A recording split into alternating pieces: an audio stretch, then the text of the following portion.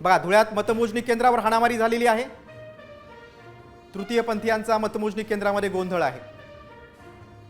भाजप कार्यकर्त्यांना मारहाण केल्याचा आरोप होतोय। तृतीयपंथीयांचा मतमोजणी केंद्रामध्ये गोंधळ झाल्याचं आपण पाहू शकतोय। तीच ही दृश्य आहेत आपण पाहू शकतोय। पोलिसांसोबत बाचाबाचीची ही दृश्य आपण पाहू शकतो। पोलिसांसोबत प्रशासनासोबत त्यांची बाचाबाची सुरू आहे। भाजप कार्यकर्त्याने मारहाण केल्याचा आरोप तृतीयपंथीने केला। तुमची मागणी काय? तुमची मागणी काय? कोणी मारहाण केली?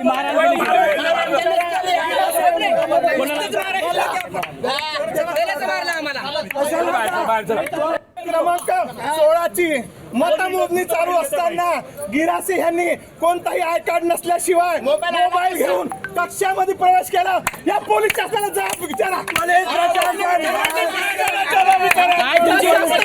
तुमची मागणी काय? तुमची मागणी काय? कोणी मारहाण केली?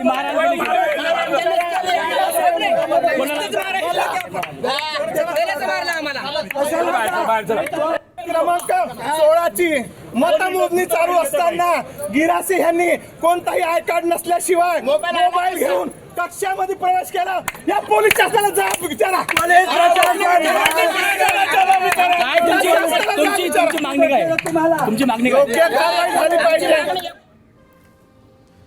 पुण्यातली आकडेवारी आपण पाहतोय। सर्वाधिक जागा भाजप 90 जागांवर बहुमताचा आकडा गाठतंय। त्यानंतर शिंदे सेना आणि ठाकरे सेनेला एकाही जागेवर खातं उघडता आलेलं नाहीये। राष्ट्रवादी पक्षाला 18 जागांवर बहुमत मिळवता आलेलं आहे। 8 जागांवर काँग्रेस आघाडीवर आहे, तर 2 जागांवर शरद पवारांची राष्ट्रवादी आघाडीवर आहे आणि इतर 0।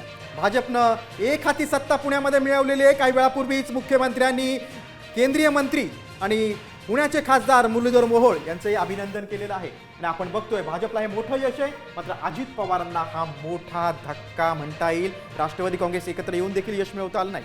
तिकडे धुळ्यामध्ये बघा, तिथं पण भाजपनं एक हाती सत्ता मिळवलेली पुण्यासारखीच। एकूण 74 जागा आहेत आणि 40 पेक्षा जास्त जागा भाजपनं धुळ्यामध्ये मिळवलेल्या आहेत। मात्र इतर पक्ष पूर्णपणे निष्प्रभ ठरलेले आहेत। काँग्रेस 0, मनसे 0, शरद पवारांची राष्ट्रवादी 0,